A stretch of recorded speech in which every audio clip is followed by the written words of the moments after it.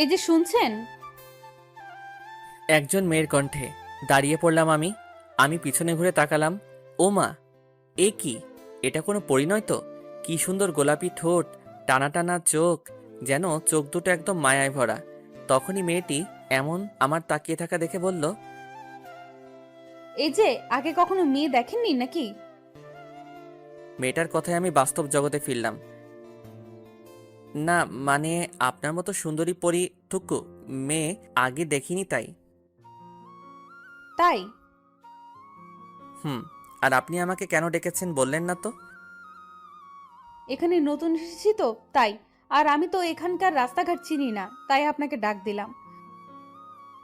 ও, তা কোথায় যেতে চাচ্ছিলেন? আসলে এই এলাকার কলেজে ভর্তি হতে যাচ্ছি, কিন্তু আমি তো কলেজে যাওয়ার রাস্তা চিনতে পারছি না। যদি আপনি কলেজটা দেখিয়ে দিতেন। হুম, আমিও কলেজে যাচ্ছি। আচ্ছা, আপনি কোন কলেজে যাবেন? এই কলেজে যাব। আরে, আমিও এই কলেজেই পড়ি। তাহলে চলুন যাওয়া যাক। হুম, আপনি একটু দাঁড়ান, আমি মাকে ডেকে নিয়ে আসি। মেয়েটাকে দেখলাম একটা প্রাইভেট কারের কাছে যেতে। তারপর মেয়েটা প্রাইভেট কারে উঠল। কিছুক্ষণ পরে প্রাইভেট কারটা আমার সামনে এসে দাঁড়ালো। প্রাইভেট কার থেকে মেয়েটা নেমে আমার কাছে এসে বলল, চলুন যাওয়া যাক। আমি আর কথা না বাড়িয়ে গাড়িতে চড়ে বসলাম। গাড়ির ভিতরে দেখি একজন মহিলা বসে আছে। মনে হয় মেয়েটার মা। আমি আন্টিকে জিজ্ঞেস করলাম, কেমন আছেন আন্টি? ভালো, তুমি কেমন আছো বাবা? জি আন্টি, ভালোই আছি। আচ্ছা আন্টি, আপনারা কেন এখানে এসেছেন নিজেদের বাসা ছেড়ে? কি করব বাবা, মায়ের বাবার চাকরির কারণে এখানে আসতে হয়েছে। ও, আমিও আর কথা বাড়ালাম না। আর মেয়েটার নাম মায়া। তার সাথে নামটা একদম মিলেই গেছে। কি মায়াবী মুখ আর চেহারা, যে কেউ দেখলেই তার মায়ায় পড়ে যাবে। আমি তো কখন থেকে শুধু বক বক করেই যাচ্ছি। আমার পরিচয়টাও দিতে ভুলে গেছি। আমি সৌরভ। পরিবারে মা বাবা, আমি আর আমার ছোট বোন আছে। এটুকুই থাক পরিচয়টা। আমার পরিচয় দিতে দিতেই আমরা আমাদের কলেজের সামনে এসে পড়লাম। গাড়ি থেকে নেমে আন্টির কাছ থেকে বিদায় নিয়ে বন্ধুদের কাছে গেলাম। গিয়ে দেখি সবাই মিলে হাসছে। তাই আমি জিজ্ঞেস করলাম, কিরে, সবাই হাসতাছো কেন? আরে সৌরভ, তুই কবে আসলি? সৌরভ, তুই জানিস রনি নাকি অনামিকাকে ভালোবেসে ফেলেছে? তাই শুনে সবাই হাসছিলাম। বেচারাকে নিয়ে আর হাসিস না। বেচারা খুব কষ্ট একটা গার্লফ্রেন্ড পাইছে। মামা, তুই বুঝোস আমার মনের কষ্ট। রনি, আজকে তোর টিট দিতে হবে সবাইকে। এই, তোরা খাওয়া ছাড়া কিছু বুঝিস না, শুধু পকেট খালি করার ধান্দা। আজকে কোনো অজুহাত চলবে না। তোর আজকে পকেট হালকা করতেই হবে। কি বলিস তোরা? আজকে ট্রিট দিতেই হবে। কি করার আছে, বন্ধু বলে কথা, ট্রিট তো দিতেই হচ্ছে। তাহলে কলেজ ছুটির পর পার্টি হচ্ছে, এখন ক্লাসে চল। চল। এতক্ষণ যাদের সাথে কথা বললাম এরাই আমার, যাকে বলে জানের ফ্রেন্ড। আর যাকে নিয়ে হাসছিল সে হলো রনি। খুব লাজুক স্বভাবের ছেলে। মেয়ে দেখলেই পালিয়ে যায়, যাকে বলে হাফ লেডিস। যাই হোক, ক্লাসে এসে পিছনের সিটটায় বসতে যাব, তখন দেখি মায়া সেখানে বসে আছে। মায়া মানে সকালের ওই মায়াবী পরীটা। মায়াও আমাকে দেখে মনে হয় অবাক হয়েছে। আমার দিকে হা করে তাকিয়ে আছে। আমি তার সামনে গিয়ে বললাম, হা করে আছেন কেন? মুখে মাছি ঢুকে যাবে। আমার কথায় মায়া বর্তমানে ফিরল আর বলল, আপনিও একই ইয়ারে পড়েন? হুম। আন্টি চলে গেছে? হুম, নতুন বাসায় উঠেছে তো, জিনিসপত্র গোছাতে তাড়াতাড়ি চলে গেছে। ও, তাহলে আপনি কেন গেলেন না? আন্টি একা কি পারবে জিনিসপত্র গোছাতে? কাজের মেয়ের সাথে আছে। আচ্ছা, আপনার নামটা কি জানতে পারি? আমার নাম আমার নাম মায়াকে বলার আগেই কোথা থেকে যেন নীলা চলে এলো আর বলল, কিরে, আজকে আমাকে রেখে চলে আসলি? আসলে মায়াদের সাথে গাড়ি করে চলে এলাম তো তাই। নীলা মায়া আমাদের এলাকায় নতুন এসেছে আর আমাদের সাথেই পড়ে একই ইয়ারে। তখন মায়া নীলাকে বলল, হাই নীলা, কেমন আছেন? ভালো, আপনি? ভালো। আপনার নামটা কিন্তু বললেন না এখনো। সৌরভ। আমরা কি বন্ধু হতে পারি? নিশ্চয়ই। আমরা একই ক্লাসেই তো পড়ি। তাহলে আমরা আজ থেকে ফ্রেন্ড। বন্ধুদের মাঝে কিন্তু আপনি করে বলা চলবে না। ওকে। এভাবে বন্ধু হয়ে যায় মায়ার সাথে। আপনারা ভাবছেন হয়তো এই নীলা আবার কে। আসলে নীলা হলো আমার মামাতো বোন। ছোটবেলা থেকে একসাথেই বড় হয়েছি। নীলা বলল না তাকে কেন রেখে চলে আসলাম, সেটা তো আপনারাই জানেন। আমি আর নীলা রোজ একসাথে কলেজে আসি, তো তাই। কিছুক্ষণ পরে ক্লাসে স্যার আসলো, কিছু ম্যাথ করিয়ে দিয়ে চলে গেল। তারপর সবাই মিলে আড্ডা দেওয়ার জায়গায় গেলাম। সেখানে গিয়ে মায়াকে অন্য বন্ধুদের সাথেও পরিচয় করিয়ে দিলাম। তারপর সবুজ ঘাসের উপরে বসে আড্ডা দিচ্ছি সবাই মিলে। তখন আশিক বলল, কি রে রনি, তোর তো আজকে ট্রিট দেওয়ার কথা ছিল। রনি, চল তাহলে রেস্টুরেন্টে। কি বলিস সৌরভ? চলো। কলেজ ছুটির পরে যাই। না না, তোকে এখনই দিতে হবে। তোদের মতো বন্ধু থাকলে আর মনে হয় বেশি দিন বাঁচতে পারবো না। মরা বাঁচার কথা পরে হবে, আগে চলো। চলো।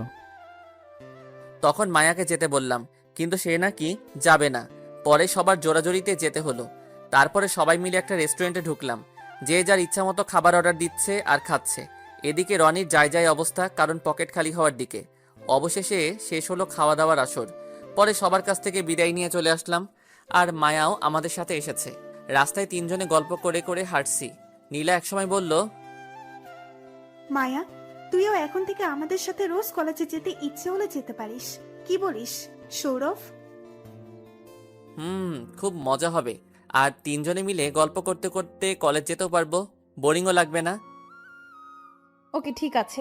এখন থেকে একই সাথে কলেজে যাব। এভাবে কথা বলতে বলতে নীলার বাসার কাছাকাছি এসে আর নীলাও আমাদের কাছ থেকে বিদায় নিয়ে বাসার ভিতরে চলে যায়। এখন শুধু আমি আর মায়া দুজনের রাস্তা দিয়ে হেঁটে যে যার গন্তব্যে যাচ্ছি, কেউ কোনো কথা বলছি না। হঠাৎ আমার চোখ যায় মায়ার ঠোঁটের তিলটার দিকে। কি সুন্দর গোলাপি ঠোঁট, সাথে ঠোঁটের নিচের তিলটা। চোখ দুটো টানা টানা, একদম মায়াবী লাগছে তার মুখটাকে। কেমন যেন প্রথম দেখায় তার মায়ায় পড়ে যাচ্ছি আমি। হঠাৎ কে যেন আমার হাত ধরে জোরে টান দেয়। বাস্তব জগতে ফিরে আসি, দেখি মায়া আমাকে টান দিয়েছিল।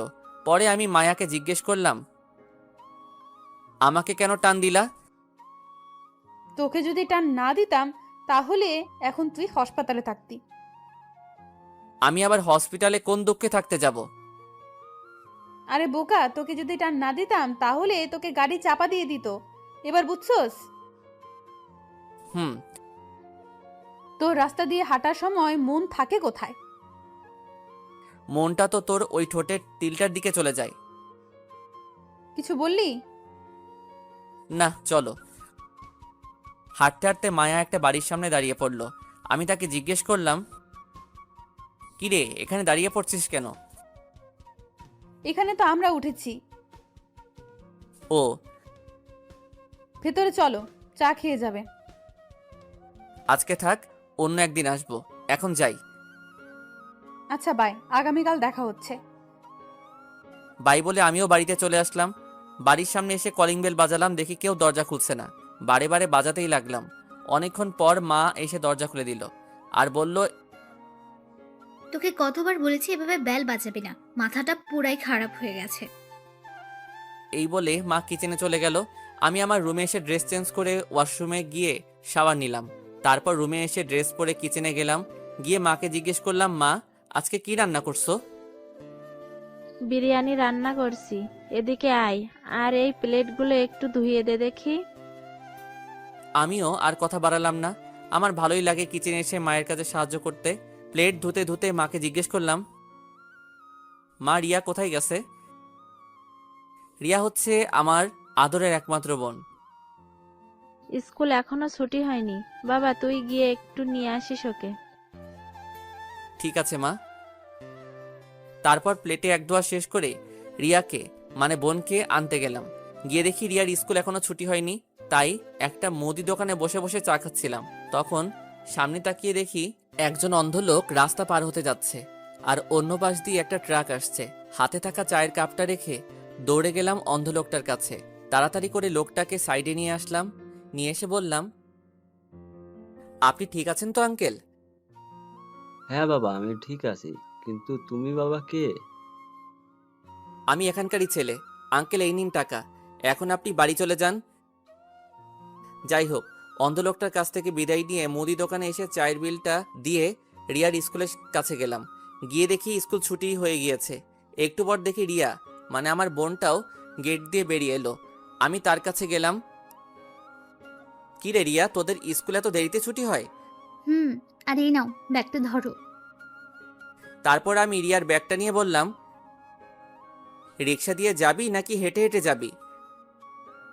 রিক্সা দিয়ে। একটা রিক্সা নিয়ে রিক্সায় রিয়াকে উঠিয়ে দিয়ে আমিও উঠে বসলাম। কিছুক্ষণ পরে আমরা পৌঁছালাম। রিয়াকে রিক্সা থেকে নামিয়ে দিয়ে বললাম, তুই ভিতরে যা, আমি আসছি। রিয়া স্কুল ব্যাগটা নিয়ে বাসার ভিতরে চলে গেল। আমি রিক্সাওয়ালার ভাড়া মিটিয়ে ভিতরে গেলাম। আমি ভিতরে গিয়ে ওয়াশরুমে গিয়ে ফ্রেশ হয়ে নিলাম। ড্রয়িং রুমে বসে বসে টিভি দেখছিলাম। তখন বোন এসে খাওয়ার জন্য ডেকে গেল। খাবার টেবিলে গিয়ে খাবার খেয়ে রুমে এসে একটু গেমস খেলে ঘুমিয়ে গেলাম। ঘুম ভাঙলো সন্ধ্যায়, তাও আবার বোনের ডাকে। উঠে ফ্রেশ হয়ে বাইরে হাঁটার জন্য একটু বের হলাম। রাস্তা দিয়ে হাঁটছি, আহা কি মনোরম পরিবেশ। ঠান্ডা হাওয়া বইছে, কানে ইয়ারফোন গুজে গান শুনতে শুনতে একটা ফুচকার দোকানের সামনে দাঁড়ালাম। ফুচকাওয়ালাকে বললাম, মামা 1 প্লেট ফুচকা দেন, একটু বেশি ঝাল দিয়েন। এই নিন আপনার ফুচকা, টক কি দিব? টক দেওয়া লাগবে না, এভাবেই দেন। তারপরে 1 প্লেট ফুচকা নিয়ে খেতে লাগলাম। খেতে খেতে অনেকটাই খেয়ে ফেলেছি। প্রথমে একটু ঝাল লাগলেও এখন দেখি ভীষণ ঝাল লাগছে। গ্লাসে পানি নিয়ে খেলাম, তাও কাজ হচ্ছে না। চোখটা কেমন ঝাপসা ঝাপসা লাগছে। সামনে তাকিয়ে দেখি কি যেন গোলাপি গোলাপি। আমি আর কিছু না ভেবে মুখের সাথে চেপে ধরলাম। আহা কি মিষ্টি মিষ্টি লাগছে। এইভাবে প্রায় 5 মিনিট থাকার পর একটু ঝাল কমলে ছেড়ে দিলাম।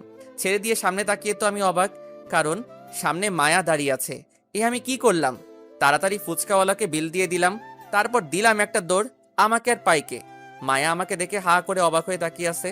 তখন আমার দৌড় দেখে ফুচকাওয়ালা বলল, আপনার ভাঙটি টাকাটা তো নিয়ে যান। আমি দৌড়াতে দৌড়াতে বললাম, লাগবে না, আপনি রেখে দিন। দৌড়াতে দৌড়াতে বাড়ির সামনে এসে কলিং বেল বাজালাম। মা এসে দরজা খুলে দিল। আমি সোজা আমার রুমে চলে গেলাম। গিয়েই বিছানায় বসে পড়লাম।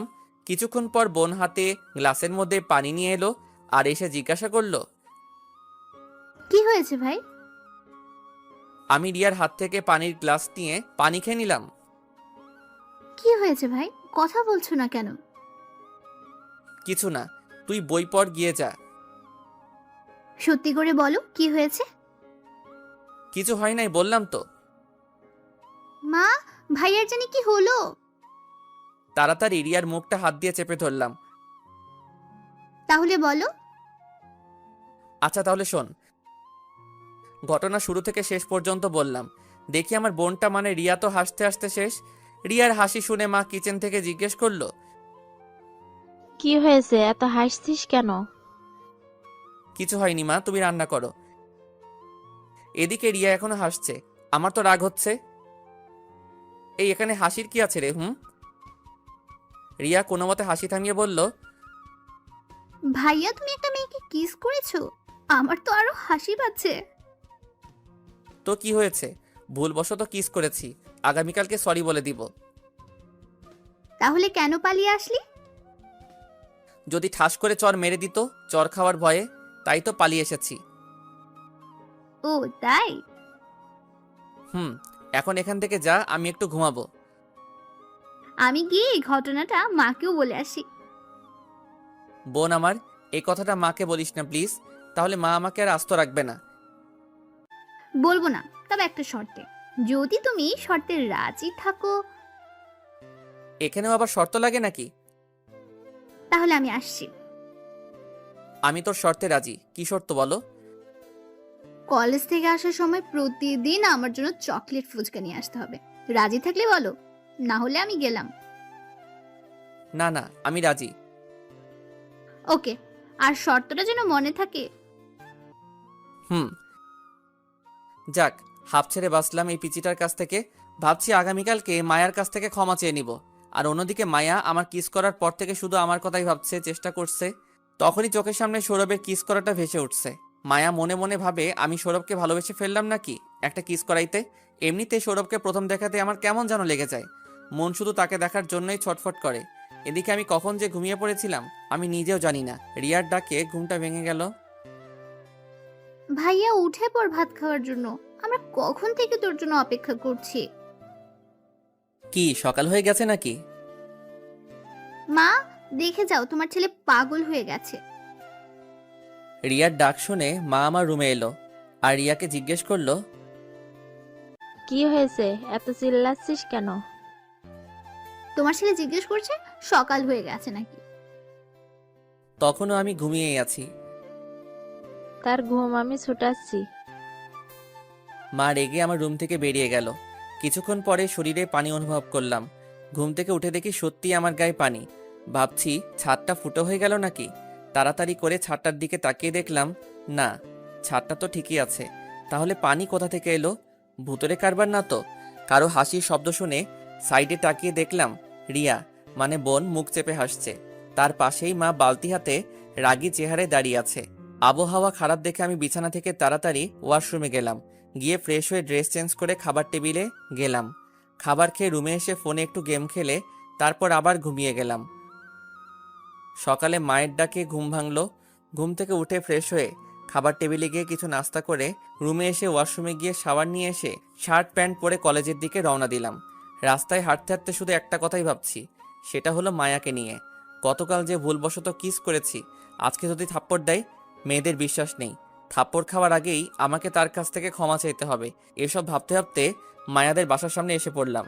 দেখি মায়া দাঁড়িয়ে আছে, মনে হয় কলেজ যাওয়ার জন্য দাঁড়িয়ে আছে। আমি কাছে গেলাম। আমাকে দেখে মায়া বলল, কেমন আছো সৌরভ? আমি তো মায়ার কথা শুনে অবাক, কারণ যাকে গতকাল কিস করলাম আজকে তার আমাকে থাপ্পড় মারা বা গালিগালাজ করার কথা, সেই নাকি উল্টো আমাকে জিজ্ঞেস করছে কেমন আছো। এই তো ভালোই, তুই? ভালো। ও, কারোর জন্য অপেক্ষা করছিলে নাকি? আমি তো তোর জন্যই অপেক্ষা করছিলাম, কলেজ যাব। ও, দেখি মেয়েটা স্বাভাবিকভাবেই কথা বলছে। গতকালের ঘটনা মনে হয় মনে নাই। কোথায় হারিয়ে গেলি? না, কোথাও না। তাহলে চলো, লেট হয়ে যাচ্ছে। চলো। রাস্তা দিয়ে দুজনে হাঁটছি। আমি ভাবছি গতকালকে ঘটনার জন্য সরি বলে দেই, যেই ভাবা সেই কাজ। মায়া, গতকালের জন্য সরি। It's okay. আসলে আমি এরকম ঝাল খাইনি তো, তাই সহ্য করতে পারি না বলেই এরকম হলো। আমার তো খুব ভালো লেগেছে কিসটা। কিছু বলছিস? কিছু না, চলো তাড়াতাড়ি, পা চালা। কিছুক্ষণ হাঁটার পর আমরা নীলাদের বাসার সামনে এসে পড়লাম। দেখি নীলা আমাদের জন্য অপেক্ষা করছে। আমাদের দেখা মাত্রই নীলা বলল, কেমন আছিস তোরা? ভালোই, এখন তাড়াতাড়ি চল, দেরি হয়ে যাচ্ছে। চল। যখন যাবার জন্য পা বাড়াবো তখন মায়া বলল, কি 3 জন মিলে রিক্সা করা যায়? একটা রিক্সাতে 3 জনের জায়গায় হবে না? তাহলে কি হবে? তোরা বরং একটা রিক্সাতে করে চলে যা, আমি অন্য রিক্সাতে করে আসছি। না না, এসব হবে না, একটা রিক্সাতেই যেতে হবে। তাহলে কিভাবে বসবো? কেন? সৌরভের কোলে আমি বসবো আর তুই সৌরভের পাশে বসবি, বেশ হয়ে গেল। এটা কি করে হয়? না না, এটা সম্ভব না। লোকে দেখলে কি বলবে? লোকে কি বলছে না বলছে দেখার বিষয় নয়। তাহলে এক কাজ কর, তোরা একটা রিক্সাতে করে যা, আমি অন্য রিক্সাতে যাই। ওকে। নীলা একটা রিক্সা ডেকে রিক্সা করে চলে গেল। এদিকে আমি জীবনেও কোনো মেয়ের সাথে রিক্সাতে উঠিনি, তাই কেমন যেন লাগছে। মায়া রিক্সা ডেকে নিয়ে এসে বলল, উঠে পড়ো। আমি কিছু বললাম না, রিক্সাতে উঠে বসলাম। রিক্সা রিক্সার মতো করে চলছে। অবশেষে পৌঁছালাম কলেজের সামনে। রিক্সা থেকে যখন নামতে যাব তখন সামনে তাকিয়ে দেখলাম দিয়া।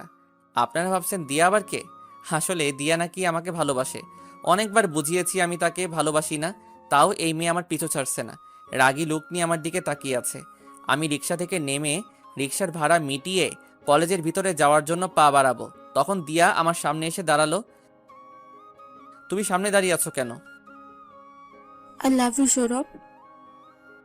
তোমাকে কতবার বলবো আমি তোমাকে ভালোবাসি না? কেন? নাকি ওই মেয়েটার জন্য? দিয়া, বোঝার চেষ্টা করো, আমি তোমাকে ভালোবাসতে পারবো না। আর তাছাড়াও এখন এসব তোমার আবেগ। আর যখন তোর আবেগ কেটে যাবে ঠিক তখনই তুমি বুঝতে পারবে।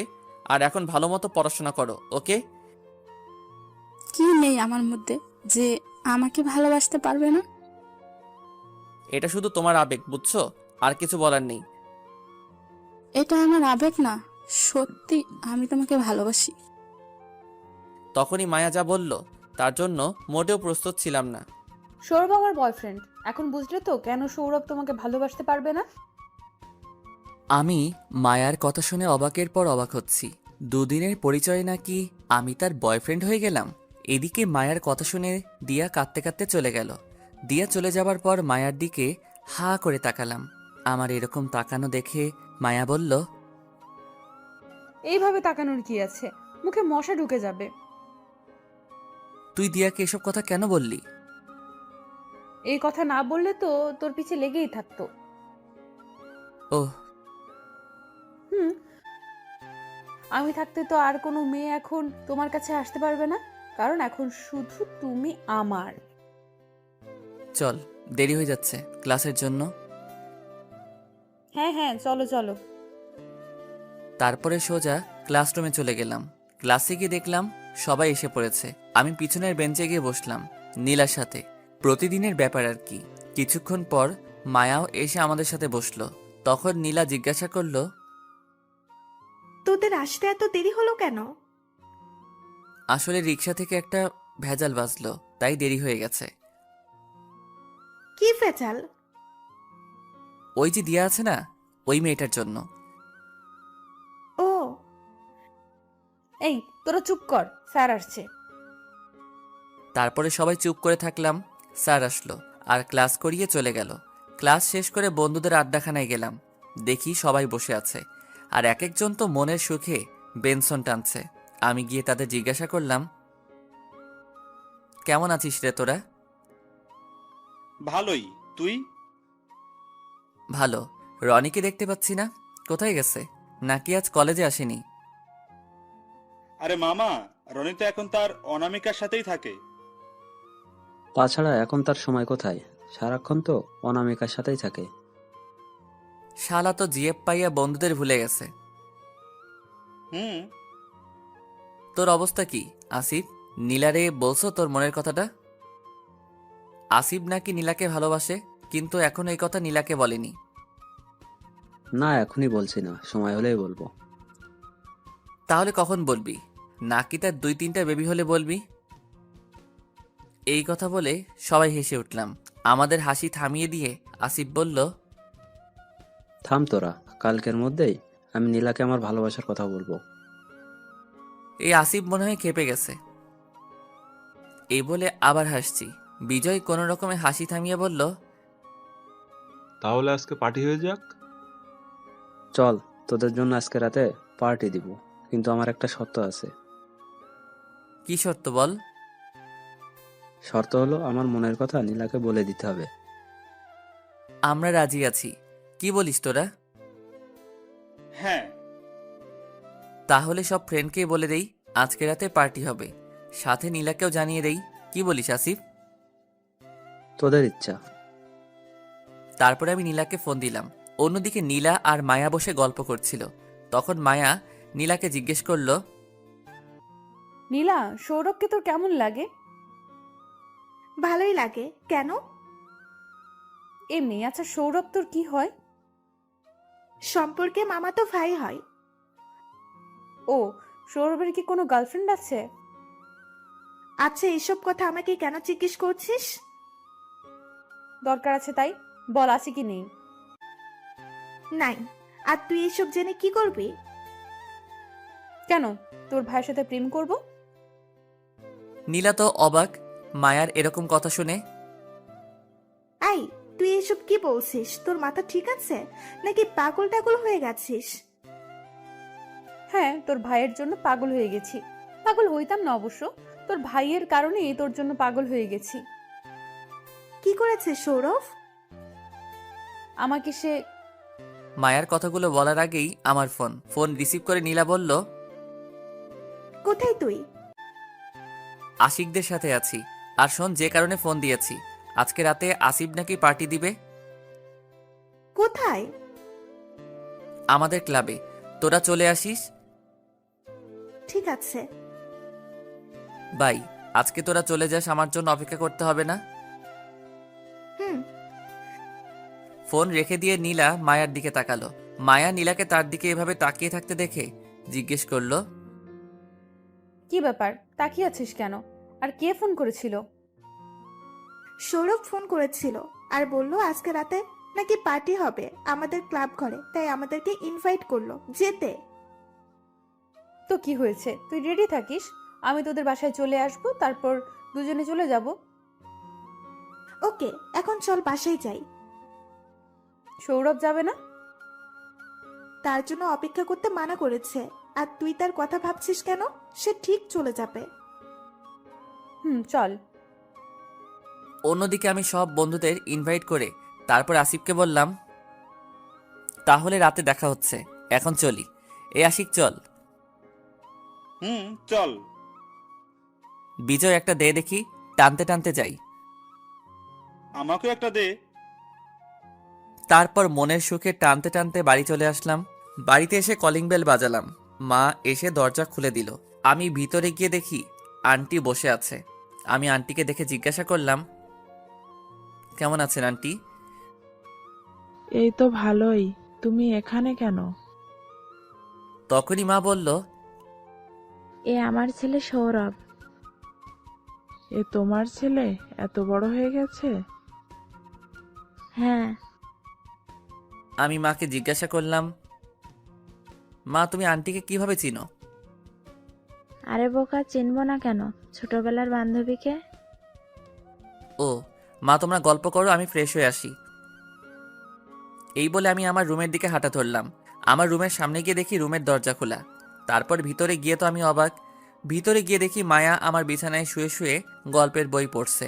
আমি আচমকা ঘরে ঢুকাতে মায়া ঘাবড়ে গিয়ে দরজার দিকে দেখে আর আমাকে দেখতে পায়।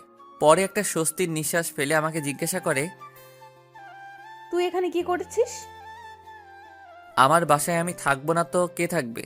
আর তুমি আমার বিছানায় শুয়ে আছো কেন? তার মানে মায়ের বান্ধবীর ছেলে তুই? আর তুই আমার রুমে কি করছিস? কিছু না, ওই একটু তোর গল্পের বইগুলো শুয়ে শুয়ে পড়ছিলাম। ও তা কখন আসলি তোরা আমাদের বাসায়? এই তো একটু আগে। তোর রুমটা তো খুব সুন্দর করে গুছিয়ে রেখেছিস দেখছি।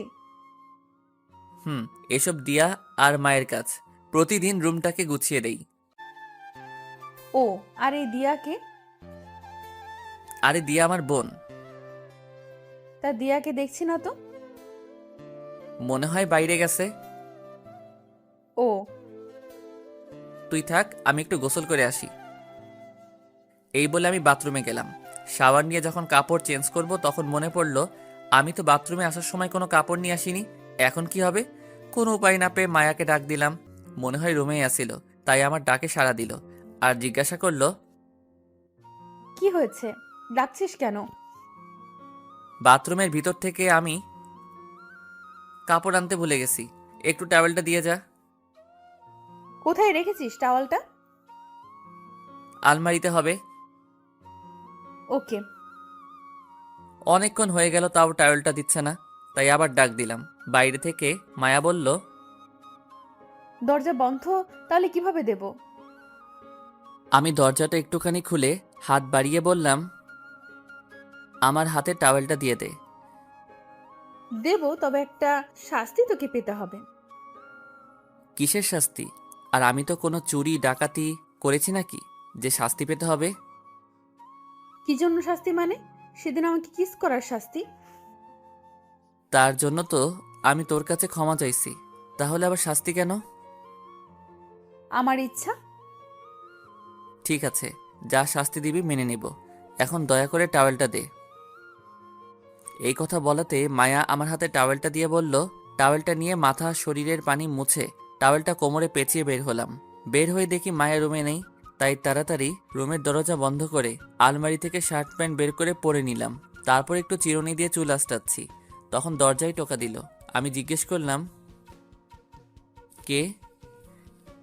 আমি মায়া। একটু দাঁড়া, দরজাটা খুলছি।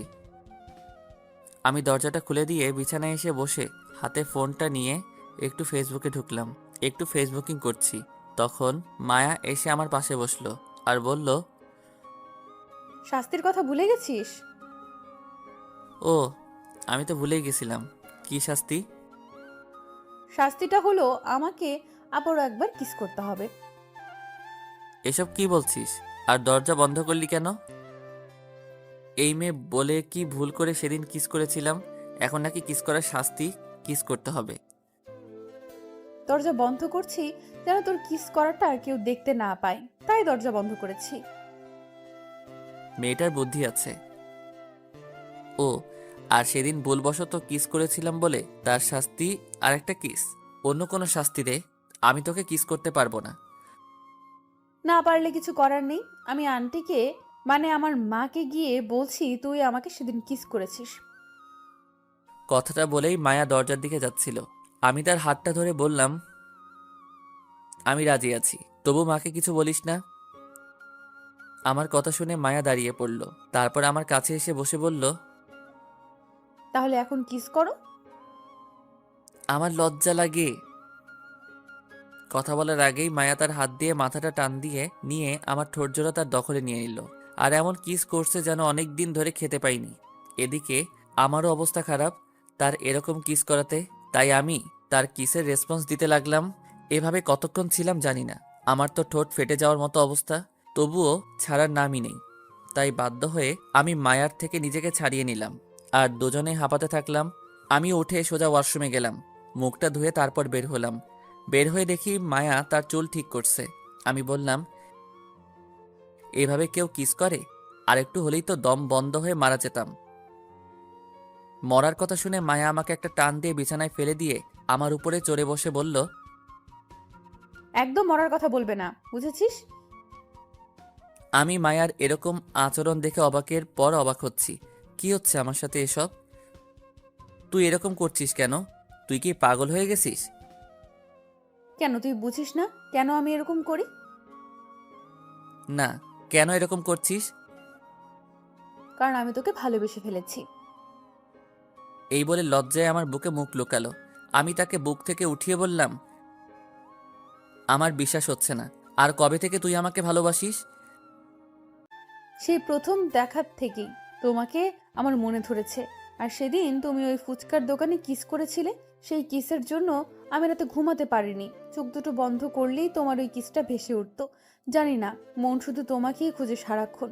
আমি সত্যি তোমাকে ভালোবেসে ফেলেছি সৌরভ, আমাকে ফিরিয়ে দিও না। আমি একটু মজা করার জন্য বললাম, আমি তোকে ভালোবাসতে পারবো? আমি আরেকজনকে ভালোবাসি। আমার এই কথা বলাতে মায়া রেগে, কে মেয়েটা? নাম বলো তাড়াতাড়ি। রেগে যাচ্ছ কেন? আমি তো মজা করে বলেছিলাম। হুম। এখন তো ছাড়ো, রুমে দুজনকে কেউ এভাবে দেখলে খারাপ ভাববে। তার আগে বলো আই লাভ ইউ। বলো। আমি বলতে পারবো না। তাহলে আমিও ছাড়তে পারবো না, এভাবেই থাকো। তাহলে শোনো, বলো। I love you Maya. I love you too জানু। এখন ছাড়ো। এখন আমাকে একটা কিস করো। কি? জানু। তারপর মায়ার কপালে একটা ভালোবাসার পরও সেঁকে দিলাম। এখন হয়েছে, এখন তো ছাড়ো। আমাকে ছেড়ে দিয়ে মায়া ওয়াশরুম থেকে ফ্রেশ হয়ে এসে বলল, এখন নিচে চলো আর আমাকে বাড়ি পৌঁছে দাও। আন্টি কি চলে গেছে? কিছুক্ষণ আগে। তারপর আর কি করার, নিচে গিয়ে বাইকটা বের করে মায়াকে বাসায় পৌঁছে দিলাম। পৌঁছে দিয়ে আসতে যাব, তখন মায়া বলল, বাই জানু। বাই। আর রাতে রেডি হয়ে থেকো, একসাথে পার্টিতে যাব, কেমন? ওকে জানু। তারপর আমি বাসায় চলে এলাম। বাসায় এসে রুমে গিয়ে একটু শুয়ে শুয়ে ভাবছি, আজকে কি থেকে কি হয়ে গেল। এসব ভাবতে ভাবতে কখন যে ঘুমিয়ে গেলাম নিজেই জানি না। ঘুম ভাঙলো সন্ধ্যায়। ঘুম থেকে উঠে ফ্রেশ হয়ে বাইক নিয়ে মায়ার বাসায় যাচ্ছি। মায়ার বাসার সামনে গিয়ে বাইকটা দাঁড় করিয়ে দরজার সামনে গিয়ে কলিং বেল বাজালাম। কিছুক্ষণ পর আন্টি এসে দরজা খুলে দিল, আর আমাকে দেখে জিজ্ঞেস করলো, কি ব্যাপার সৌরভ, এই সময় তুমি এখানে? আসলে আন্টি আজকে আমাদের কলেজের বন্ধুরা মিলে একটা পার্টি দিয়েছে, তাই মায়াকে নিতে এসেছি। ও, ভিতরে এসো। আমি ভিতরে গিয়ে আন্টিকে জিজ্ঞেস করলাম, আন্টি মায়া কি বাসায় আছে? হ্যাঁ, মায়া তার রুমেই আছে। আন্টি মায়ের রুমটা কোন দিকে? ওই যে ওইদিকে। আমি সিঁড়ি বেয়ে উঠে মায়ার রুমে গেলাম। ভিতরে গিয়ে দেখি মায়া নেই, মনে হয় ওয়াশরুমে গেছে। তাই আমি তার পড়ার টেবিলের সামনে চেয়ারে গিয়ে বসলাম। বসে বসে ফেসবুকিং করছিলাম। কিছুক্ষণ পর দরজা খোলার শব্দ শুনলাম। সামনে তাকিয়ে দেখি মায়া ওয়াশরুম থেকে বের হচ্ছে, শুধু একটা টাওয়েল শরীরে জড়িয়ে চুলের পানি মুছতে মুছতে। আমি যে তার রুমে আছি সেটা মনে হয় খেয়াল করেনি। যখন সামনে তাকিয়ে আমাকে দেখলো, তখন জোরে একটা চিৎকার দিল। আমি তাড়াতাড়ি গিয়ে মায়ের মুখটা চেপে ধরলাম। মায়ার চিৎকার শুনে আন্টি নিচ থেকে জিজ্ঞেস করছে, কি হয়েছে, চিৎকার করছিস কেন? মায়ার মুখটা এখনো চেপে ধরে আছি। পরে মায়া মুখ থেকে আমার হাতটা সরিয়ে বলল, কিছু হয়নি মা। এভাবে কেউ চিৎকার করে? ওহ, আমি ভয় পেয়ে গেছিলাম। তুমি আমার রুমে কি করছো আর কখন আসছো? এই তো একটু আগে এসেছি, তুমি রুমে ছিলে না, তাই বসে ফেসবুকিং করছিলাম। ও, এসব এখনো কি পড়ে আছো? যাও গিয়ে পাল্টে এসো। কেন, ভালো লাগে না বুঝি? এই তুমি আমার দিকে এভাবে এগোচ্ছ কেন?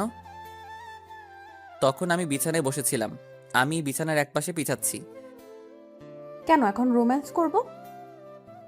এখন এসব হবে না। তাছাড়া দরজা খোলা কেউ দেখলে সমস্যা হয়ে যাবে।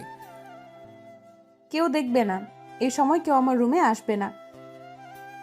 আমার দিকে এগোতে থাকে আর আমি পিছাতে। একসময় মায়া আমার দুপা টান দিয়ে আমাকে বিছানায় শুইয়ে দেয়।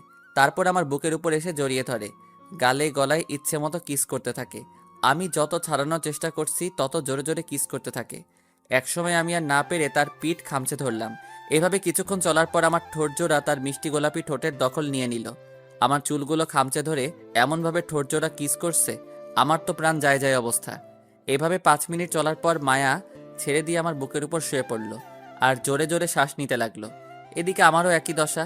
কিছুক্ষণ আমার বুকের উপর শুয়ে থেকে মায়া বলল, এভাবে সারা জীবন তোমার বুকে মাথা রেখে থাকতে দেবে গো?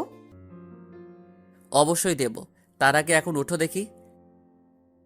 আর একটু থাকি না, এভাবে থাকতে আমার খুব ভালো লাগছে। এখন তাড়াতাড়ি উঠো, রেডি হও, আমাদের পার্টিতে যেতে হবে তো। এই বলে মায়া আমার বুক থেকে মাথা তুলে বিছানায় বসলো। আমিও উঠে তার পাশে বসে তাকে বললাম, যাও রেডি হয়ে এসো, আমাদের এমনিতেই দেরি হয়ে যাচ্ছে। মায়া উঠে আলমারির কাছে গিয়ে আলমারির দরজা খুলে ভিতরে যা যা ড্রেস আছে সবগুলো আমার সামনে এনে বলল, জানো কোন ড্রেসটা আমাকে মানাবে বলো? দেখি 3 পিস আর আজকালের ডিজিটাল পোশাক। তা দেখে আমি মায়াকে জিজ্ঞেস করলাম, মায়া এসব ড্রেস ছাড়া কি অন্য কোনো ড্রেস নেই? এসব ড্রেস তোমার পছন্দ হয়নি? হয়েছে, বাট তোমাকে শাড়ি পরলে বেশি মানাবে। তাহলে বলো কি রঙের শাড়ি তোমার পছন্দ? কালো। কিন্তু আমি তো শাড়ি পরতে পারি না। ও, তুমি পরিয়ে দাও না গো। আমি? তা না তো কি? ওকে, শাড়িটা দাও। তারপর মায়া আলমারি থেকে একটা নতুন কালো রঙের শাড়ি বের করে দিল। আমি আর কিছু না বলে তাড়াতাড়ি শাড়ি কচিটা গুজে দিলাম। কচিটা গুজে দেওয়ার সময় আমার হাতটা তার পেটে লেগে যায় আর মায়া একটু শিহরিত অনুভব করে। তারপর আমি মায়াকে বলি, শাড়ি পরানো শেষ, এখন চলো। মায়া আমাকে থামিয়ে দিয়ে আলমারি থেকে একটা কালো রঙের শার্ট বের করে আমার দিকে দিয়ে বলে, এটা পরে নাও। আমার তো শার্ট আছে। আমাকে কালো শাড়ি পরতে বলে এখন কালো শার্ট পরতে চাচ্ছ না? আমি কখন বললাম শার্টটা পরবো না? তাহলে এটা পরছো না কেন? দাও, আমি ওয়াশরুম থেকে পরে আসছি। ওয়াশরুমে যেতে হবে না, আমার সামনেই শার্ট চেঞ্জ করো। তাহলে তুমি ওইদিকে ঘুরো। আমার সামনে শার্ট পাল্টাতে কি সমস্যা তোমার? কোনো মেয়ের সামনে শার্ট খুলতে আমার লজ্জা লাগে। শার্ট কেন? বিয়ে করলে তো সবই খুলতে হবে। কিছু বললে? কিছু না। তারপরে শার্ট চেঞ্জ করে মায়াকে ঘুরতে বললাম। মায়া ঘুরে আমাকে দেখে টাসকি খায় আর মনে মনে ভাবে, কালো শার্টে সৌরভকে আমার মনের রাজ্যের রাজকুমার লাগছে। আমার দিকে এভাবে তাকিয়ে থাকতে দেখে মায়াকে জিজ্ঞেস করলাম, কিছু দেখেছো এমন করে? আমার রাজকুমারকে। কি বলছো এসব? কই কিছু না তো। এখন যাওয়া যাক। তারপরে নিচে এসে আন্টির কাছ থেকে বিদায় নিয়ে বাসার বাইরে এসে মায়াকে বললাম, নীলাও কি যাবে আমাদের সাথে? তাকে বলে দিয়েছি যেন আগে চলে যায়। ও। তারপর বাইকে উঠে মায়া আমাকে শক্ত করে জড়িয়ে ধরলো। পরে চললাম পার্টিতে। অবশেষে সেখানে গিয়ে পৌঁছালাম। বাইক থেকে নেমে বাইকটা পার্ক করে ভিতরে গেলাম দুজনে। ভিতরে গিয়ে দেখি সবাই চলে এসেছে। আমি মায়াকে বললাম, চলো আসিফের সাথে দেখা করে আসি। আসিফের কাছে গেলাম। মায়া আমার একটা হাত জড়িয়ে ধরেই আছে। গিয়ে দেখি আসিফ আর নীলা একটা টেবিলে হাত দিয়ে একে অপরের দিকে এক পানে চেয়ে বসে আছে। আমি টেবিলের উপর হাত দিয়ে একটা থাপ্পড় দিলাম। টেবিলে থাপ্পড় দেয়া দেখে আসিফ আর নীলা চমকে উঠল। আসিফ এদিক ওদিক তাকিয়ে আমাকে দেখে জিজ্ঞেস করলো, কিরে তোরা কখন আসলি? এই তো কিছুক্ষণ আগে। তোরা কি এখানে বসে প্রেম করছিলে নাকি? না, তেমন কিছু না। আর এদিকে নীলাও দেখে আমার কথা শুনে লজ্জা পেয়েছে। তাই আমি আসিফের কানে কানে বললাম, মামা, আজকে সুযোগ নীলাকে প্রপোজ করার। এখানে? এখানে নয়তো বাড়িতে। চেষ্টা করে দেখবো। এই কানে কি ফিসফিস করছিস? মায়ার কথা শুনে নীলা সামনের দিকে তাকিয়ে মায়াকে দেখে অবাক হয়ে জিজ্ঞেস করলো, কি মায়া, তুই না বলছিলা আসবি না? আমি তো আসবো না বলিনি, বলেছি তোর সাথে আসতে পারবো না। আমার সাথে আসলে কি হতো? বয়ফ্রেন্ডের সাথে এসেছি, তাই তোর আসতে পারলাম না। সরি রে। এই মেয়ের মুখে কোনো কথাই আটকায় না দেখছি। এখন যদি বন্ধুরা জানে আমি মায়ার বয়ফ্রেন্ড, তাহলে আমার পকেটের অবস্থা খারাপ হয়ে যাবে। ঠিক আছে, কিন্তু তোর বয়ফ্রেন্ড কোথায়? এই তো আমার আমি মায়াকে একটা চিমটি দিয়ে বললাম, তার বয়ফ্রেন্ড বাইরেই আছে। ও, চলো ওই দিকটাই যাই মায়া। চলো। কেন চিমটি দিয়েছো? এর সুদ কিন্তু তোমাকে দিতে হবে। বলে একটা ভেংচি কেটে নীলার সাথে অন্য পাশে চলে গেল। আমি আর আসিফ একটা টেবিলে গিয়ে বসলাম। তখন আশিক এসে বলল, তোরা এখানে? আমি তো তোদের সারা ঘর খুঁজে বেড়াচ্ছি। কেন, কি হয়েছে? কিছু হয় নাই, তোদের কোথাও দেখছিলাম না তাই খুঁজছিলাম। ও। সবাই চলে এসেছে, এখন পার্টি শুরু করা যাক। চলো। তারপর পার্টি রুমে গেলাম। গিয়ে বললাম, বন্ধুরা সবাই শোনো, আজকের পার্টি দিয়েছে আমাদের আসিফ। আমরা তাকে ধন্যবাদ দিয়ে একটা জোরে হাতের তালি দেই। তারপর সবাই মিলে আসিফকে ধন্যবাদ দিয়ে জিজ্ঞাসা করলাম, আসিফ তুই কি কারণে আজকে আমাদের জন্য পার্টি দিয়েছিস?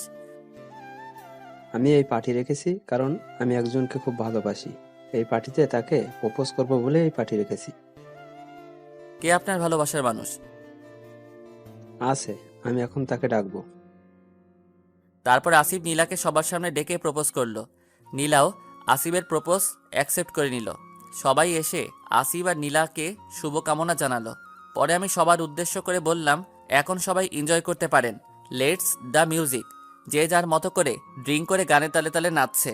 আমি একা বসে বসে ড্রিঙ্ক করছিলাম। হঠাৎ চোখ যায় ভিড়ের মধ্যে। মায়া অন্য একটা ছেলের সাথে কাপল ড্যান্স করছে। আমার কেমন যেন লাগতে শুরু করলো। মায়াকে অন্য ছেলের সাথে দেখে আমি আরো বেশি বেশি করে ড্রিঙ্ক করতে লাগলাম। তখন একটা মেয়ে এসে আমাকে বলল,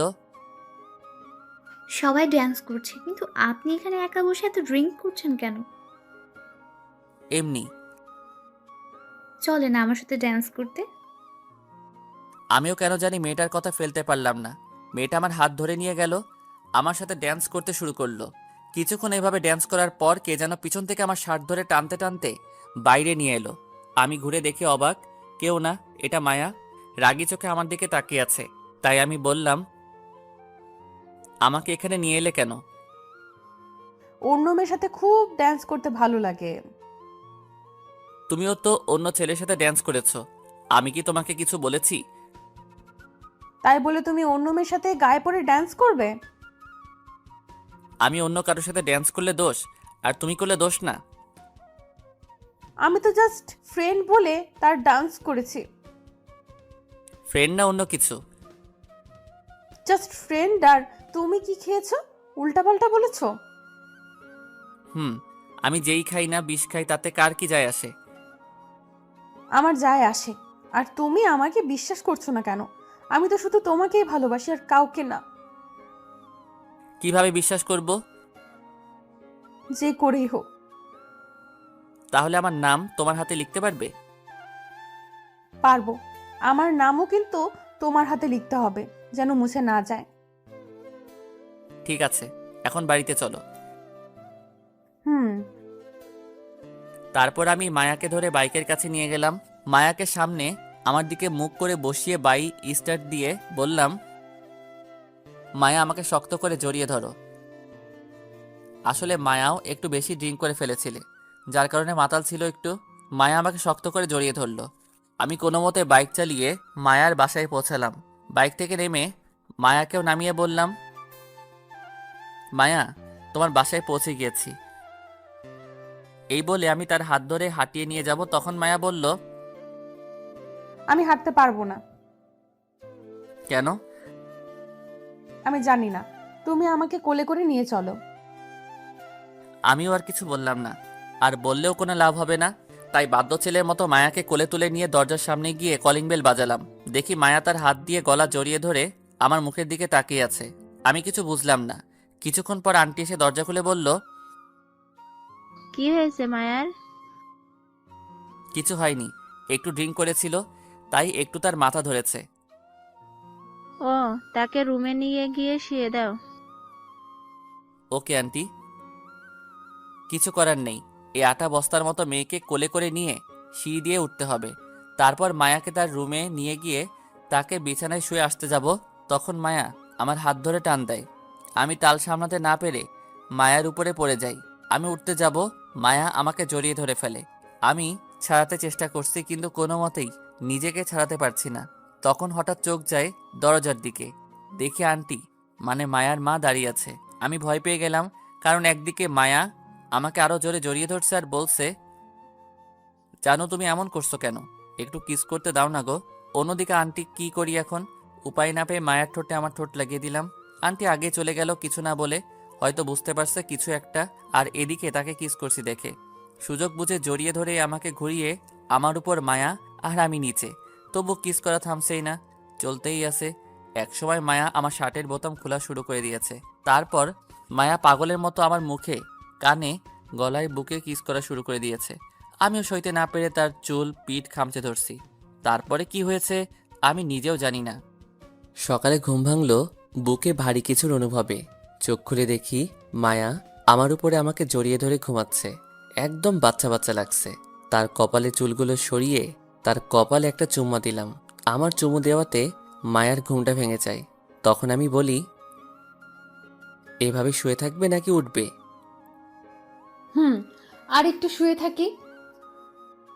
আমাকে বাড়িতে যেতে হবে তো। আর তাছাড়াও তোমার মা কি ভাববে বলো তো? যা হয়েছে নিশ্চয়ই খারাপ কিছু ভেবে নিয়েছে। যে যাই ভাবুক, তাতে কিছু আসে যায় না। তুমি শুয়ে থাকো। তুমি কেন বুঝছো না? 8টা বেজে গেছে, তাড়াতাড়ি ওঠো। আমার কিছু বুঝতে হবে না। আর 8টা 9টা বাজুক, তুমি চুপচাপ শুয়ে থাকো। আর বেশি কথা বললে ভালো হবে না। তুমি শুয়ে থাকো, আমি যাচ্ছি। তাকে ছাড়িয়ে যখন গা থেকে চাদরটা সরাই, দেখি আমার শরীরে কিছু নেই। আমি তখন তাড়াতাড়ি করে চাদরটা যেই টান দিয়েছি, দেখি মায়ার শরীরেও নেই। কি লজ্জা, কি লজ্জা! আমি চোখ বন্ধ করে চাদরটা তার দিকে দিয়ে বললাম, নাও চাদরটা গায়ে দাও। চাদরটা না নিয়ে উল্টো আমাকে টান দিল। আমি আবার বিছানায় গিয়ে পড়লাম। আমি বিছানায় গিয়ে পড়তেই মায়া আমাকে আবার জড়িয়ে ধরল। এক হাত দিয়ে চাদরটা আবার গায়ে জড়িয়ে দিল। আমি এখনো চোখ বন্ধ করে আছি। তা দেখে মায়া বলল, কি ব্যাপার, চোখ বন্ধ করে আছো কেন? আমার শার্ট প্যান্ট কোথায়? আর তোমার শরীরে কিছু নেই কেন? কেন, শার্ট প্যান্ট দিয়ে তুমি কি করবে? আমার শার্ট প্যান্ট কোথায় আগে বলো। আর তুমি এত নির্লজ্জ মেয়ে আগে জানতাম না। আছে। আর এখানে নির্লজ্জের কি আছে? আমি আর তুমিই তো আছি, কেউ নেই তো। তুমি এমন করছো কেন? আর বলো, আমার প্যান্ট কোথায়? চোখ বন্ধ করে দেখাতে পারছি না। তোমাকে কে চোখ বন্ধ করে থাকতে বলেছে? চোখ খুলো। আমি আর চোখ বন্ধ করে না থাকতে পেরে চোখ খুললাম আর বললাম, আমার শার্ট প্যান্ট কোথায়? আর আমার সাথে কি করেছো? সবাই যা করে। তুমি তো দেখছি বিয়ের আগেই আমার সবকিছু নিয়ে নিলে, এখন তো ছাড়ো। বিয়ের পরও হবে, তার আগে এখন আরেকবার হয়ে যাক। এখন আর এসব হবে না। বলার আগেই মায়া তার গোলাপি ঠোঁট আমার ঠোঁটে মিশিয়ে দিল আর জোরে জোরে তার ঠোঁট আমার ঠোঁটে চেপে এলোপাতাড়ি কিস করতে লাগলো। আমি কিছু করতে না পেরে তার কিসের রেসপন্স দিতে লাগলাম। এভাবে প্রায় 15-20 মিনিট চলার পর মায়া ছেড়ে আমার বুকে মাথা রেখে জোরে জোরে হাঁপাতে লাগলো আর তার হাঁপানোর গরম শ্বাস আমার বুকে এসে লাগলো। আমি তাকে জড়িয়ে ধরে বললাম, এখন তো হয়েছে, এখন ছাড়ো। আর একটু শুয়ে থাকি না? অনেক হয়েছে। যাও, তুমি আগে ওয়াশরুম থেকে ফ্রেশ হয়ে এসো। আমি তাড়াতাড়ি উঠে মেঝেতে পড়ে থাকা শার্ট প্যান্টটা তুলে ওয়াশরুমে চলে গেলাম। আমার কাণ্ড দেখে মায়া মুখ চেপে হাসছে। তাড়াতাড়ি করে ওয়াশরুম থেকে ফ্রেশ হয়ে শার্ট প্যান্ট পরে বের হলাম।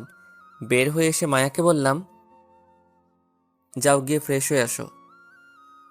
হুম।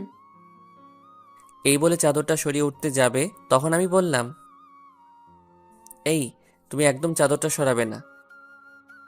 কেন? বলতে পারবো না। তুমি চাদরটা গায়ে পেঁচিয়ে উঠে ওয়াশরুমে যাও। আমি তো এভাবেই যেতে পারবো। তাহলে তুমি এইভাবেই থাকো, আমি চললাম। এই, তুমি যাবে না? আমি উঠছি তো। মায়া চাদরটা গায়ে পেঁচিয়ে উঠে ওয়াশরুমে চলে গেল। তারপর আমি বাইরে না গিয়ে বিছানায় গিয়ে বসে পড়লাম। কিছুক্ষণ পর মায়া ওয়াশরুম থেকে ফ্রেশ হয়ে আর ড্রেস চেঞ্জ করে বের করলো। তখন আমি বললাম, তাহলে এখন আমি যাই, বাড়িতে মা বাবা বোনরা চিন্তা করবে। যেতে পারো, তবে আমাকেও সাথে নিতে হবে। তোমাকে সাথে নিয়ে গেলে মা বাবা কি মনে করবে বলো তো? আসলে মাকে আমি অনেক ভয় পাই। আমার সাথে মেয়ে মানুষ দেখলে আর কথাই নেই, ঝাঁটাপেটা খেতে হবে। কিছু ভাববে না। ভাবলে ভাববে ছেলের বউ এসেছে, সেটার বেশি কিছু নয়। তুমি কি পাগল হয়ে গেছো? কি সব আবোল তাবোল কথা বলছো? ঠিকই আছে। আর আমি তো তোমার বউই হব কদিন পরে, তাই না? সবই তো হয়েছে, শুধু বিয়ে ছাড়া। তা ঠিক। হঠাৎ আমার চোখ গেল তার হাতে। হাত থেকে রক্ত পড়ছে, তাই জিজ্ঞাসা করলাম, এই তোমার হাত থেকে রক্ত পড়ছে কেন? কেন, গতকাল তুমি বলেছিলে না তোমার নাম আমার হাতে লিখতে, তাই তো। তাই বলে তুমি সত্যি সত্যি হাত কেটে লিখবে? কান্না করবে না একদম। আর তোমার হাতেও আমি আমার নাম লিখেছি, তুমি দেখো। আমি আমার ডান হাত তুলে দেখি হাত ব্যান্ডেজ করা। তার মানে আমার হাতেও তার নাম লিখেছে, অথচ আমার হাত ব্যান্ডেজ করছে আর তার হাত ব্যান্ডেজ ছাড়া। তখনই আমার রাগ উঠে গেল, তাই একটা ঠাস করে মায়ার গালে চর বসালাম। মায়া আমার চর খেয়ে গালে হাত দিয়ে জিজ্ঞেস করলো, মারলে কেন? তুমি কি পেয়েছো? হ্যাঁ, আমার হাত কাটলে ব্যান্ডেজ করে দিবে আর নিজের হাত কাটলে ব্যান্ডেজ করবে না? লাগবে না আমার হাতের ব্যান্ডেজ। এই বলে আমি আমার হাতের ব্যান্ডেজ খুলে ফেললাম। এখন আমার হাত থেকেও রক্ত পড়ছে। সেটা দেখে মায়া আমাকে জড়িয়ে ধরে বলল, আর এমন হবে না, প্লিজ। হাতটা ব্যান্ডেজ করে নাও, আমি আর সহ্য করতে পারছি না। তাহলে কেন এমন পাগলামি করলে? তোমাকে বড্ড ভালোবাসি তাই। তারপর হাত ব্যান্ডেজ করে নিলাম দুজনেই। আমি মায়াকে জিজ্ঞেস করলাম, কি খুব বেশি লেগেছে? হুম। রাগের বশে মেরে ফেলেছি, আমাকে ক্ষমা করে দাও। হুম। কি হুম হুম করছো, কিছু বলো। আমাকে একটা কিস করো। এত কিস কিস করো কেন? কিস ছাড়া কি কোনো কথা নেই মুখে? যা লাগবে না আমার কারো কিস। এই দেখো, অভিমান করছে আমার জানটা। আমি কারো জানটান না। তাই হুম। বলার আগে আমি মায়ার ঠোঁটজোড়া আমার ঠোঁটের সাথে মিশিয়ে দিলাম। এদিকে মায়া নিজেকে ছাড়ানোর জন্য আমাকে বুকে কিল ঘুষি দিতে লাগলো। এক সময় শান্ত হয়ে গেল। আমি তাকে ছেড়ে দিয়ে বললাম, এখন হয়েছে তো? হুম। চলো, আজকে তোমাকে নিয়ে সারাদিন ঘুরবো। দরজা খুলে বাইরে এসে যা দেখলাম, আমার তো প্রাণ যায় যায় অবস্থা। কারণ মায়াদের বাড়িতে আমার মা বাবা বোন আর দেখি আন্টির সাথে হেসে হেসে কথা বলছে। তা দেখে আমি মায়াকে জিজ্ঞেস করলাম, মায়া, আমার মা বাবা তোমাদের বাসায় কেন? গতকাল আমরা তো একসাথেই ছিলাম, আম্মু সব বুঝতে পারছে, তাই মনে হয় খবর দিয়ে নিয়ে আসছে। চলো তাহলে তাদের কাছে গিয়ে জিজ্ঞাসা করি। চলো। তারপর আমি আর মায়া নিচে নামলাম। নিচে নেমেই মায়া মা বাবার পা ছুঁয়ে সালাম করলো। আর আমার মা তো বলেই ফেললো, আমার বৌমাকে পছন্দ হয়েছে? আমি শুধু হ্যাঁ করে তাদের দিকে তাকিয়ে আছি। কি হচ্ছে এসব? আমাকে এভাবে তাকিয়ে থাকতে দেখে মা বলল, কিরে, এভাবে হাঁ করে কি দেখছিস? আজকেই তোদের বিয়ে? আমার বিয়ে? আর তোমরা এখানে কি করছো? মায়ার মা ফোন করে ডেকেছে আর বলল আপনাদের ছেলেকে আমার মেয়ের জামাই করতে চাই। তাই আমরাও মেয়ে দেখতে চলে আসলাম। আর মেয়ে তো পছন্দ হয়ে গেল। আরো কিছু বলবো তোর কথা? না, আর বলতে না। তবে আমি এত তাড়াতাড়ি বিয়ে করতে চাই না, কিছুদিন পর করি। তোমাকে বিয়ে করতেই হবে। আমি মায়ার দিকে তাকিয়ে চোখ টিপ মেরে বললাম, আমি একজনকে ভালোবাসি তাই। মায়াকে রাগানোর জন্য বললাম আর কি। তুমি কাউকে ভালোবাসতে পারো না আমাকে ছাড়া।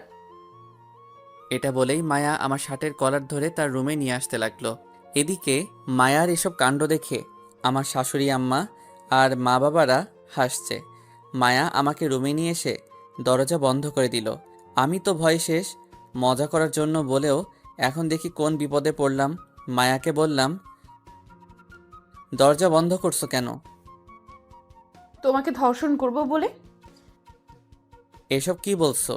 আর আমি তো জীবনেও শুনি নাই যে মেয়েরা ছেলেদেরকে ধর্ষণ করে। কেউ করে নাই, তাই আমি তোমাকে করব, যদি বিয়ে করতে না চাও। মজা করার জন্য বলেছিলাম বলে আজ ধর্ষিত হতে হবে? আমি তো বিয়ে করবই। তো কাকে ভালোবাসো? কাউকেই না। পিছাতে পিছাতে দেওয়ালে এসে পিঠ ঠেকলো আমার। মায়া আমার কাছে এসে বলল, তাহলে সবার সামনে কেন বলছো? মজা করে বলেছিলাম। আর আমি তো তোমাকেই ভালোবাসি। সত্যি তো? 3 সত্যি। তাহলে এখন আমাকে জড়িয়ে ধরে একটা কিস করো। এখন এসব হবে না। বলার আগেই তার ঠোঁট আমার ঠোঁটে ডুবিয়ে দিল। কিছুক্ষণ পর ছেড়ে দিয়ে বলল, আজ বিয়ে হবে, আমার মন চাচ্ছে এখনই তোমাকে বিয়ে করে ফেলি আর রোম্যান্স করি। বিয়ে সন্ধ্যায়। চলো এখন কলেজে গিয়ে নীলাদের ইনভাইট করে আসি। চলো, তবে কোনো মেয়ের দিকে তাকাবা না, বুঝছো? তারপর বাইরে এসে মাকে বললাম, ঠিক আছে, ব্যবস্থা করতে আমি রাজি। তখন আম্মু বলল, এই নে, বৌমাকে নিয়ে শপিং করে আয়। মার কাছ থেকে টাকাটা নিয়ে কলেজে গেলাম বাইকে করে। সাথে মায়াও আছে। কলেজে পৌঁছে বন্ধুদের আড্ডাখানায় গেলাম। গিয়ে দেখি সবাই বসে আছে। আমাকে আর মায়াকে একসাথে দেখে নীলা জিজ্ঞাসা করলো, কিরে, শেষমেশ আমার ভাইটাকে পটিয়ে ফেললি? তো কি করব? বন্ধুরা, আজ আমার আর মায়ার বিয়ে। সবাই আসবে কিন্তু সন্ধ্যায়। কি, তুই বিয়ে করে ফেলতেছিস? ও, তাহলে আমাদেরকে কোনো রেস্টুরেন্টে গিয়ে ট্রিট দিতে হবে। কি বলিস তোরা? চলো। তারপর তাদেরকে ট্রিট দিয়ে মায়াকে সাথে নিয়ে চলে আসলাম শপিং মলে। মায়ার জন্য কিছু শপিং করে মায়াকে তার বাসায় নামিয়ে দিয়ে বাসায় চলে আসলাম। সন্ধ্যায় আমার আর মায়ার বিয়ে। আত্মীয় স্বজন মেহমান আরও অনেকে এসে গেছে শুনে। কিছুক্ষণ পর বাবা এসে কোট শোট দিয়ে বলল, রেডি হয়ে নে, কাজে চলে এসেছে। আমিও আর কিছু বললাম না, রেডি হয়ে নিলাম। একটু পর শালার সব হারামি বন্ধুগুলা আমার রুমে এসে আমাকে একটা রুমে বসালো। পাশে তাকিয়ে দেখি মায়া বসে আছে ঘোমটা দিয়ে। তারপর কাজী বিয়ের কাজ শুরু করলো। বিয়ের কাজ শেষ হতে হতে রাত হয়ে গেল। আমি ছাদে বসে বন্ধুদের সাথে আড্ডা দিচ্ছিলাম। তখন বাবা এসে বলল, কি করছিস সেখানে? মেয়েটা রুমে একা বসে আছে, যা তাড়াতাড়ি রুমে যা। যাচ্ছি যাচ্ছি। তারপর আমি গুটি গুটি পায়ে রুমের দরজা খুলে ভিতরে গিয়ে দরজা বন্ধ করে দিলাম। বিছানায় তাকিয়ে দেখি বিছানাটা সুন্দর করে সাজিয়েছে নানান ফুল দিয়ে, আর বিছানায় বসে আছে এক সুন্দরী। আমি বিছানার কাছে গিয়েই বিছানায় বসে ঘোমটাটা তুলে বললাম, বাহ, আজ খুব সুন্দরী লাগছে আমার মেয়েকে, থুক্কু বউকে। আগে সুন্দর ছিলাম না বুঝি? ছিলে, তবে আজকে একটু বেশি সুন্দরী লাগছে। তাই? গো। এই শুনুন না, আমার একটা কথা রাখবে? বলো। আমার না দুইটা কিউট বেবি লাগবে। তাই? তাহলে বেবি আনার কাজটা শুরু করি। যা, এভাবে বলছো, আমার লজ্জা লাগে না বুঝি? কিসের লজ্জা? এখানে তো তুমি আর আমি ছাড়া কেউ নেই। ওই যে তোমার পাঠক ভাইয়েরা। ও, তাদের জন্য লজ্জা পাচ্ছ? এই পাঠক ভাইরা এখন চলে যান, আমার বউ লজ্জা পাচ্ছে। আপনারাও বিয়ে করে নিয়েন, কেমন? এই পাঠকটা চলে গেছে, এখন শুরু করি। আগে লাইটটা অফ করো। তারপর লাইটটা অফ করে এক ভালোবাসায় ডুবে গেলাম আমরা। প্রিয় পাঠক ভাইরা দোয়া করবেন আমরা যেন সুখে শান্তিতে জীবনযাপন করতে পারি।